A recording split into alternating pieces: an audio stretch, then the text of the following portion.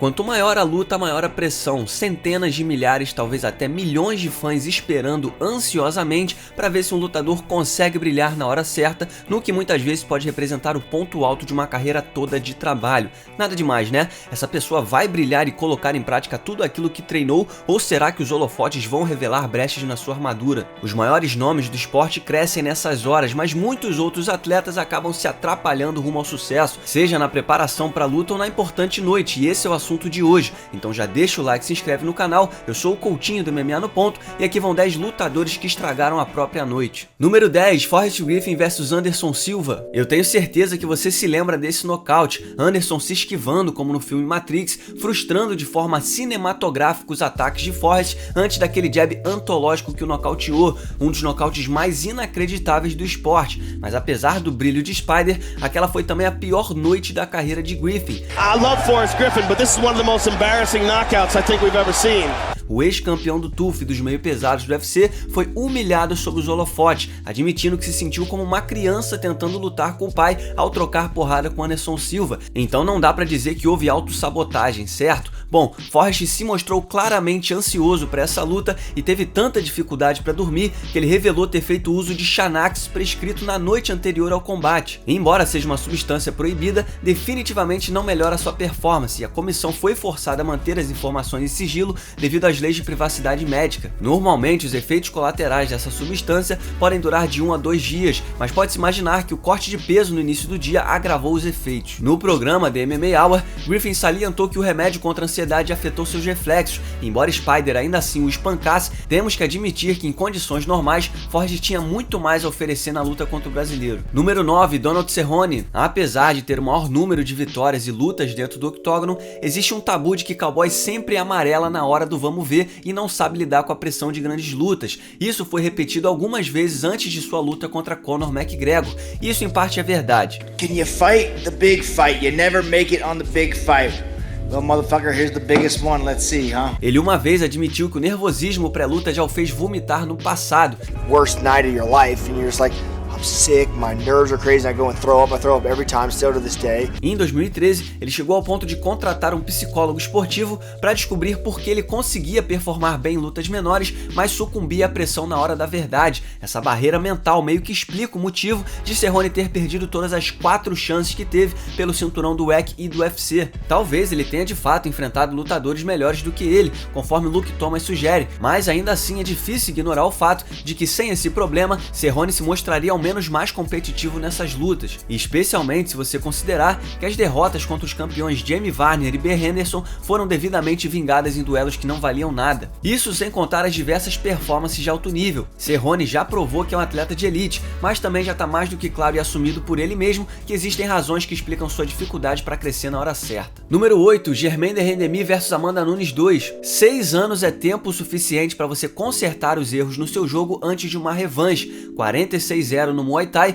Germaine teve seu jogo de luta agarrada mais do que explorado por Amanda Nunes durante a luta de 2013. Na primeira chance, a brasileira já derrubou e dali em diante de Randamie nada fez e acabou finalizada. Então imagina-se que depois de tanto tempo, ao ver Amanda Nunes se tornar campeã, Germaine tenha trabalhado incansavelmente sua defesa de quedas e o jogo de chão, visando a inevitável revanche no futuro. Mas sua habilidade para defender quedas foi, digamos, nula, exatamente como na primeira luta. Claro que o wrestling de Amanda também melhorou de lá pra cá, mas Randamie não tinha nenhum tipo de resposta para as derrubadas, mesmo prevendo que essa seria a estratégia da campeã na revanche. She's not gonna stand with me. She's gonna shoot on me. Eu sei, é mais fácil falar do que fazer, mas honestamente, se ela tivesse algum tipo de defesa ou saída para os ataques, mesmo que no chão, ou quem sabe tivesse oferecido mais resistência, ela teria dado mais trabalho a Amanda, e uma vitória seria mais possível, considerando que ela estava dominando a luta em pé e chegou a abalar Amanda no segundo e no terceiro round. A vitória poderia ter calado de uma vez por todas os críticos que não engoliram sua vitória contra Holly Holm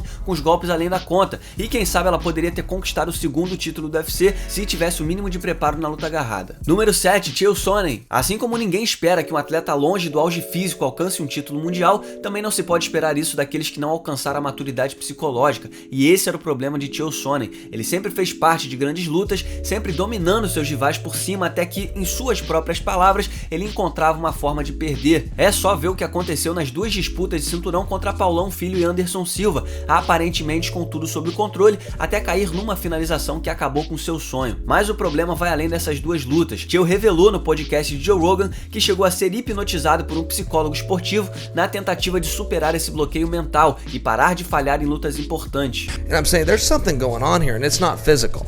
There's something going on that I can dominate 8 minutes of a fight, 7 minutes of a fight, 9 minutes of a fight, and find a way out. And so I went and got help. I went and got professional help. It was a real turning point for me is when I went in, worked on sports psychology, got hypnotized. I was never the same. And when I started seeing a sports psychologist, when I finally came clean, it was like being an alcoholic. Before you can get help, you got to admit you have a problem. When I finally could acknowledge and look somebody in the eye and tell them, this is what's going on. I'm finding a way to lose. Vale a discussão se esse tipo de terapia funcionou ou não, mas Sonnen outra vez deu uma brecha enorme para a vitória de Anderson na revanche. Depois de dominar a posição por cima durante praticamente todo o primeiro round, o wrestler teve dificuldade para colocar o Spider para baixo de novo e teve a brilhante ideia de lançar um soco rodado contra talvez o melhor striker da história no seu auge. Não era a hora de inventar, Sonnen errou, perdeu o equilíbrio, caiu de bunda no chão e Anderson, claro, tirou o proveito do vacilo. Número 6, Cris Cyborg vs Amanda Nunes. Não é segredo para ninguém que o estilo de luta de Cyborg sempre foi andar pra frente com agressividade. Já vimos diversas vezes a ex-campeã do UFC atropelando suas adversárias de forma implacável para alcançar suas vitórias. Uma vez que o nível de competição subiu, Cris e seu treinador de boxe, Jason Parrillo, decidiram que era preciso controlar um pouco mais o ímpeto e lutar de forma mais calculada, usando mais o jab. Mas contra Amanda Nunes, naquele que se provou o teste mais difícil de sua carreira, Cris se rendeu ao instinto selvagem de cair na porrada. Depois de absorver um poderoso chute baixo, ela foi pra cima de Nunes com tudo, naquele estilo agressivo, soltando o braço de queixo alto, desesperada para achar um golpe certeiro. Uma vez que viu a rival abandonar a estratégia, Amanda logo capitalizou, aterrissando uma enxurrada de bombas em Cris e brilhando em um dos momentos mais eletrizantes da história do MMA. Sabe Deus como teria sido a luta se Cris tivesse segurado a onda, mas sem dúvida o erro tático ajudou e muito a invencibilidade de 13 anos e 21 lutas de Cyborg a acabar de forma melancólica. Número 5, Diego Sanches vs BJ Penn. Embora hoje em dia pareça um cara bem espiritual, o vencedor da primeira temporada do The Ultimate Fighter já foi um garotão na crista da onda. O TUF transformou Sanches numa estrela da noite pro dia e sua fama e riqueza só cresceram junto com o esporte, o que, segundo o treinador Greg Jackson, talvez tenha sido demais para ele lidar naquela idade. Depois da guerra que entrou pro Hall da Fama do UFC contra Clay Guida, Diego entrou num buraco sem fundo, bebendo, fumando maconha e caindo na farra além da conta. Mas quem somos nós para julgar, né? O problema é que ele estava fazendo tudo isso antes da luta mais importante da sua carreira contra BJ Penn pelo título dos leves. Sua postura fora de competição e a aparente falta de foco fizeram com que a disputa de cinturão fosse um verdadeiro monólogo. O havaiano logo derrubou Sanches e estava com a luta sob controle quando abriu um corte gigante na testa de Diego no 5º round, o que forçou a interrupção médica. As coisas foram de mal a pior quando um amigo de confiança deu um golpe e levou quase $200 mil dele, mas felizmente isso tudo levou Sanches a abandonar o estilo de vida problemático que ele tinha. Ele teria vencido o BJ Penn se tivesse treinado da forma certa, quem sabe, dá até para argumentar que ele perderia do mesmo jeito, mas mesmo assim, com o estilo de vida tumultuado com que ele tinha, o fato irrefutável é que aquela bagunça não ajudou em nada. Número 4, Chris Weidman vs Luke Rockhold. Ter um bom jogo de grappling e wrestling com a mínima noção na trocação em pé sempre foram os pontos chaves para se alcançar o sucesso no MMA desde os primórdios. São detalhes absolutamente importantes que continuam fazendo a diferença, e Chris Weidman é um bom exemplo disso. Com um nocaute contra Anderson Silva, mais as 3 defesas de cinturão que ele fez na categoria dos médios, o campeão nacional da divisão 1 All-American era o 3º colocado no ranking peso por peso do UFC e ainda era o dono de um cartel invicto. Mas todo esse sucesso construído foi por água abaixo quando Chris enfrentou em sua próxima luta Luke Rockhold. O duelo começou lá e cá, mas aí Weidman inventou de tentar um inusitado e infeliz chute rodado. Rockhold tranquilamente se defendeu do golpe, derrubou Weidman e aplicou uma verdadeira surra no rival nos rounds seguintes, anunciando o começo do fim. Não foi um chute à la Edson Barbosa, foi muito mais lento e Luke sequer estava no raio de ação, no alcance de Chris. Na entrevista pós-luta, Chris admitiu que a escolha da técnica que causou sua derrota provavelmente não foi das melhores. Probably wasn't the smartest move, but Então fica aí o consolo. And this is still my boy! Número 3, Cat Zingano vs Ronda Rousey. Um dos preceitos básicos do judô e da maioria das artes marciais relacionadas à luta agarrada é o foco no uso do peso e da força do oponente a seu favor. Pensando nisso, dar uma de Usain Bolt correndo pra cima da melhor judoca em atividade no MMA não parece a melhor das ideias, mas foi exatamente isso que Cat Zingano fez na luta contra contra Ronda Rousey. Desesperada, como se não houvesse o amanhã, Cat correu e Ronda então utilizou esse peso para frente para derrubá-la e imediatamente encaixar uma chave de braço em incríveis 14 segundos para manter o cinturão peso galo do UFC. Foi certamente a pior ideia que ela poderia ter tido naquele momento, principalmente pelo contexto. As duas estavam invictas, Ngannou tinha nocauteado Miesha Tate e sabe quem mais? Amanda Nunes. Muita gente achava que Ronda teria enfim seu primeiro teste contra a Cat, mas a campeã nem suou direito. Cat chegou a dizer que se ela soubesse que Ronda ia tentar pegar seu braço, ela teria feito diferente, o que é uma declaração bizarra, já que o histórico de Rousey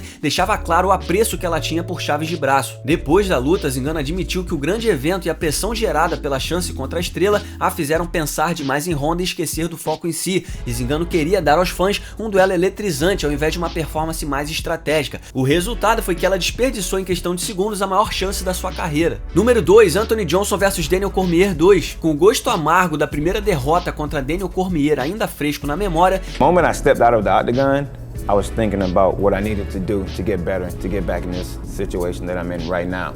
esperava-se que Anthony Johnson fosse mudar sua estratégia para uma revanche, depois que ele acumulou mais 3 nocautes com uma chance pela redenção. Ou quem sabe fazer tudo o que tivesse ao seu alcance para manter a distância a todo custo até encontrar uma brecha para o nocaute. E não precisa fazer mestrado em MMA para imaginar isso, eu nunca fiz e tô aí falando besteira. Mas brincadeiras à parte, é muito mais fácil falar do que fazer, eu sei. Só que por mais que fosse óbvia, essa era a única estratégia possível contra um wrestler olímpico. E isso quase funcionou com Johnson na primeira luta, quando o mata-cobra derrubou Cormier e um perigoso chute de esquerda assustou o rival. No entanto, na revanche, mesmo que Johnson tenha quebrado o nariz de Cormier durante o início de luta agitado, depois de alguns golpes trocados, Johnson inacreditavelmente acabou mais uma vez na luta agarrada e foi como se estivesse dizendo: toma aqui meu pescoço, Cormier. Os treinadores de Johnson ficaram tão agoniados quanto o público diante da cena. Henry Ruff implorou para o lutador segurar o instinto e começar a ouvir as instruções, mas à medida que Johnson continuou caindo no grappling, seu gás e sua força evaporaram, resultando no déjà vu, uma vez que Cormier finalizou com o mesmo mata-leão.